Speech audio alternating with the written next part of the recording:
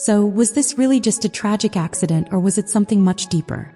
I mean, we have to look at what just happened at that warehouse and ask if it was actually avoidable.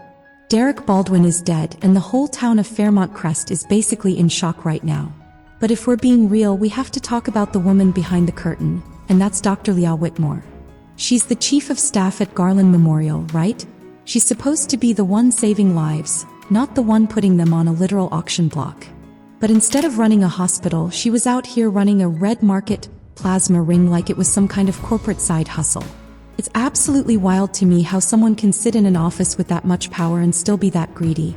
Now, I want you to really think about the setup here. We're coming off this huge high from the cotillion.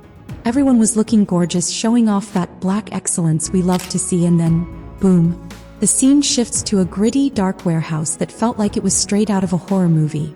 The lighting was cold, the vibe was terrifying, and the stakes were as high as they get. Jacob was undercover, trying to play this Rashad character to take down the ring, but everything just fell apart.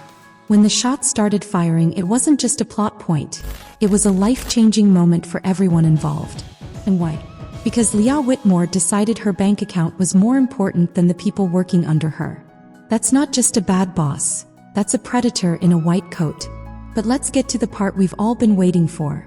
Shanice, or Chenise depending on how much you love her, finally did what needed to be done. She didn't just walk into that room, she marched in and read Lia to absolute filth. And honestly, it was overdue. We've seen Shanice handle people before, like when she had to put Ashley Morgan in her place back in episode 95. Remember that? Ashley was trying to act all tough and use Andre to make Derek jealous. And Shanice had to remind her that she was talking to her professional superior. Shanice is a black woman in a high position who has worked for everything she has. So when she sees Lia, another woman in power, trashing the integrity of the medical profession, she's not going to just sit there. Shanice looked Lia dead in the eye and basically told her that her prestige doesn't mean a thing when you're a criminal. Think about the psychology there. Lia has this massive god complex. She thinks she can turn off the hospital's security cameras, pressure guys like Grayson to steal plasma, and then just walk away clean. She probably thought she was too smart to get caught. But Chenise isn't just smart. He's righteous. When she confronted Lia, she wasn't just talking about the law. She was talking about the blood on Lia's hands. She was talking about Derek. And that's what made the reading so powerful. It wasn't just words. It was an execution of Lia's character. I mean, how do you even defend yourself when someone like Chenise is calling out your nerve? Lia has been sitting there pretending to appreciate boundaries while she's actually destroying lives. She threatened Grayson's life. She told him he had to get creative with the lab shipments or he'd be the one ending up dead. That is some straight-up villain behavior. So when Chenise gets in her face, she's speaking for everyone Lia stepped on. She's speaking for Grayson, who was stuck in a life-or-death deadline. She's speaking for Jacob, who almost died in that explosion. And most importantly, she's speaking for Derek.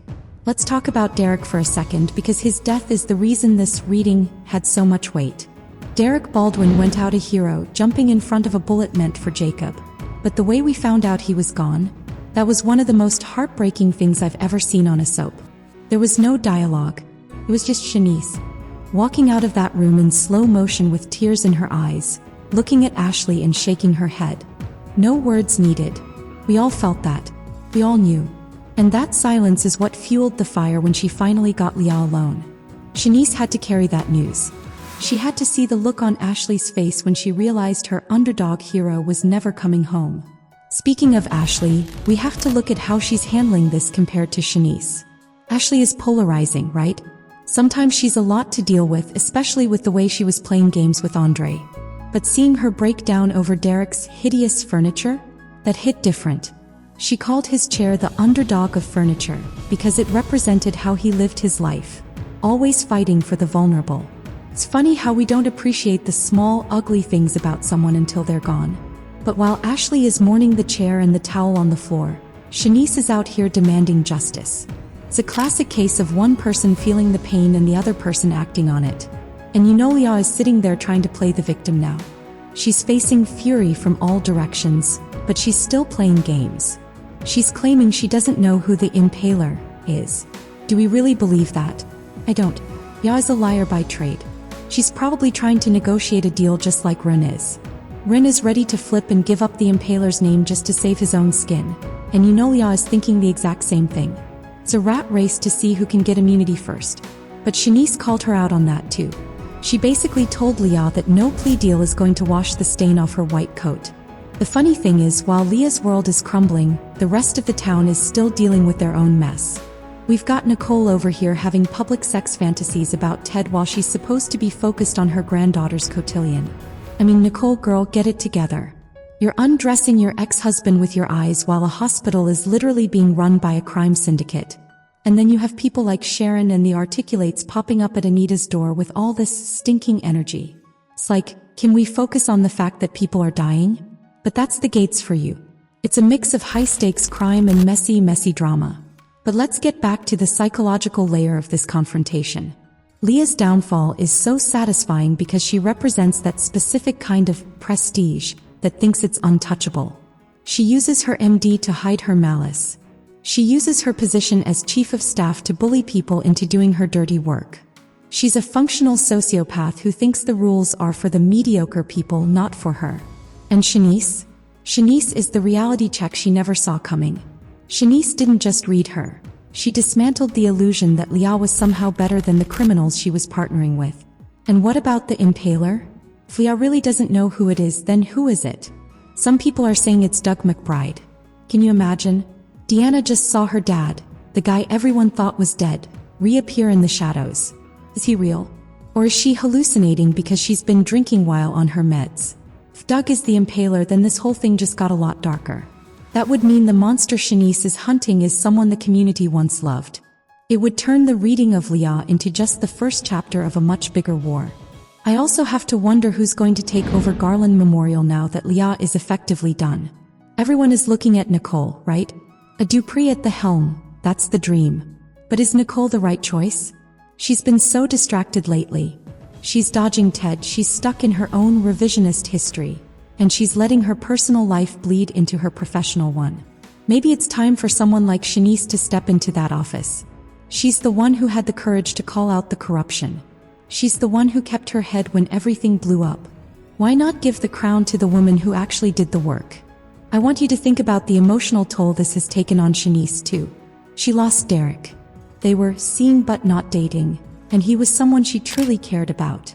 She watched him get paralyzed, she watched him recover, and then she watched him die. That kind of pain either breaks you or it makes you a shark. And Chenise? He's definitely a shark now. Every word she threw at Lia was laced with the grief of losing Derek. It wasn't just a professional confrontation, it was personal. She was telling Lia that her greed cost Derek his future. And that is a debt that can never be repaid. So what do you think? Was Chenise too hard on Lia? Or was she just saying what we've all been thinking for months? I personally think she could have gone even harder. When you're dealing with someone who treats human life like a commodity, you don't play nice. You don't use professional jargon. You read them to filth until they have nothing left to hide behind.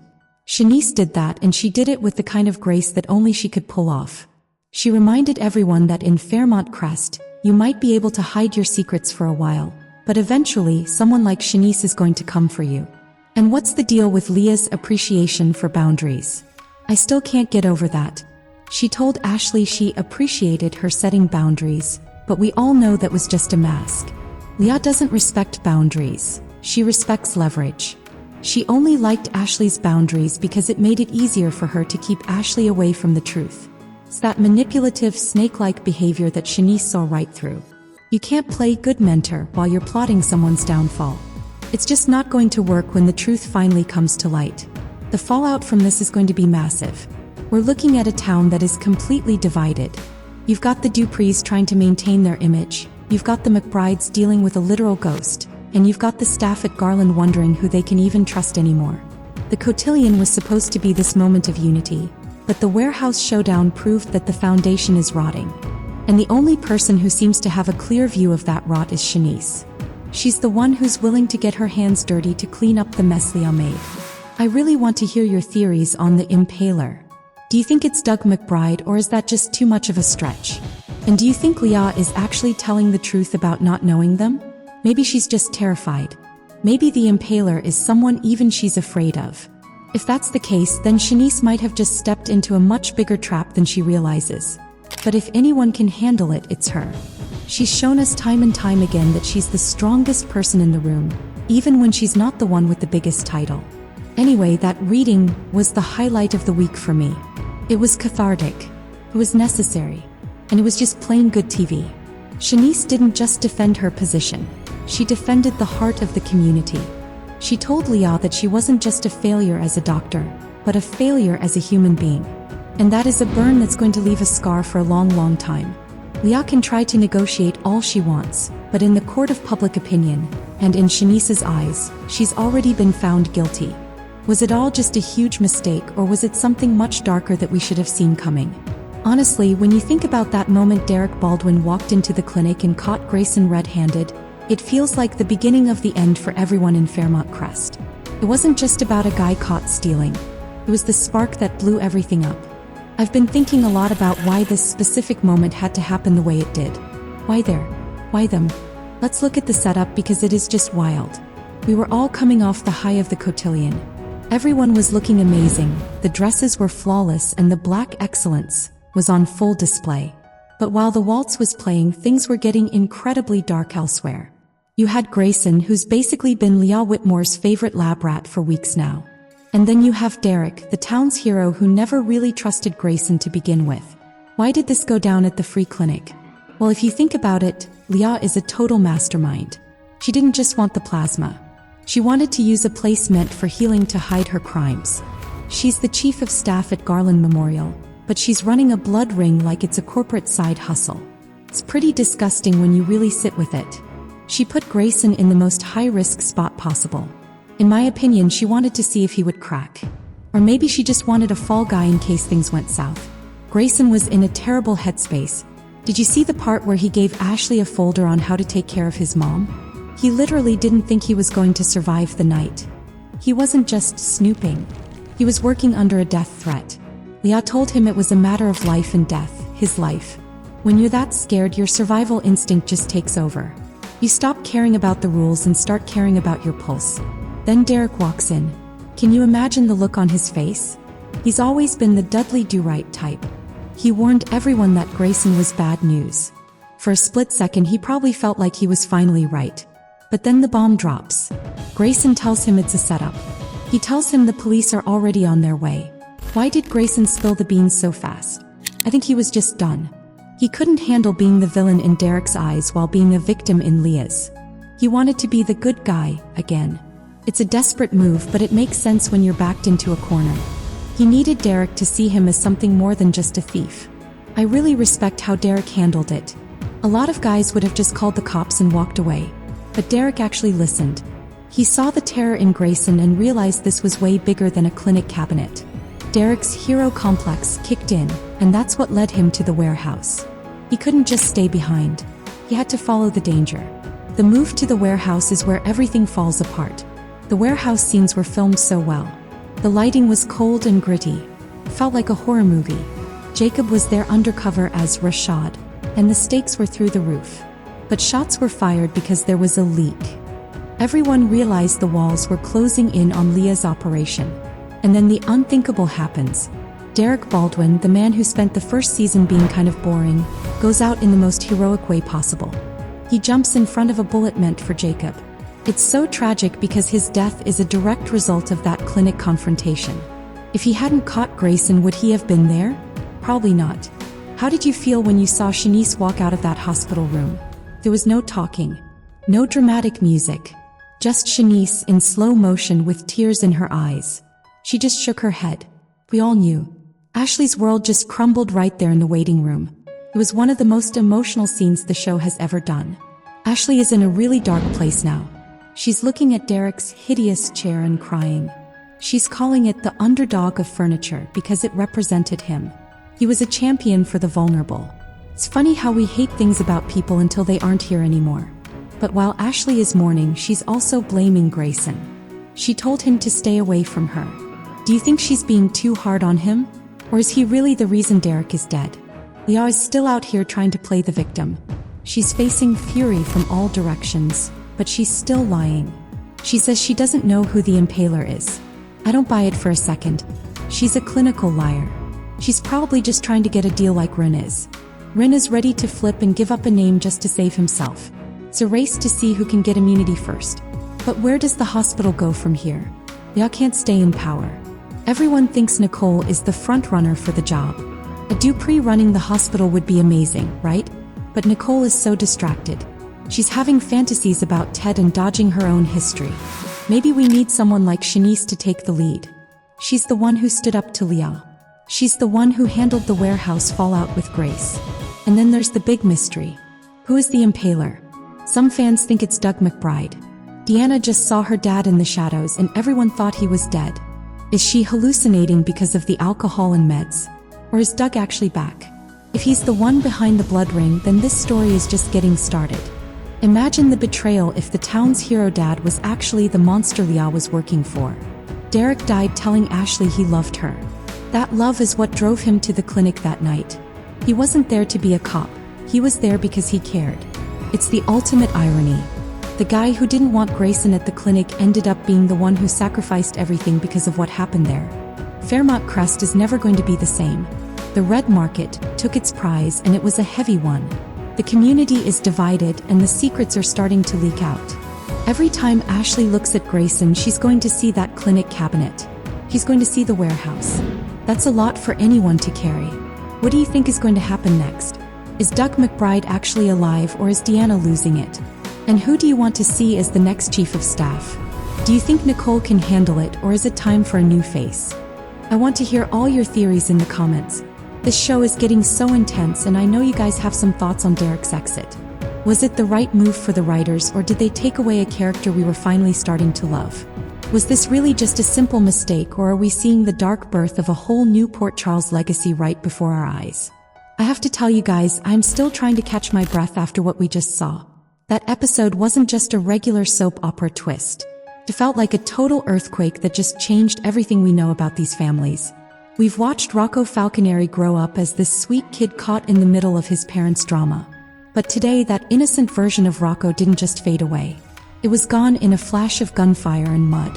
When you look at the absolute wreckage left at that abandoned house, you have to wonder if justice was actually served. Or did this moment just create a brand new monster in the body of a teenager? I mean, think about it. How does a kid come back from what he just did? The whole thing started with this desperate flight from reality. So, let me know what you thought about that confrontation. Did you love seeing Lia finally get what was coming to her? And who do you think should be the next chief of staff? Should it be Nicole or is it time for some new blood? Literally? Drop your comments below and let's get into it. I know you all have some wild theories about what's going to happen next. Is Doug actually alive? Is Deanna losing it? We have so much to talk about. Before you go, make sure you hit that like button if you enjoyed this deep dive. And if you're new here, you've got to subscribe and turn on those notifications. We're covering everything that happens beyond the gates. And you don't want to miss a single second of the drama. Fairmont Crest is falling apart and we're here to watch every bit of it. Thanks for hanging out with me and I'll see you in the next one.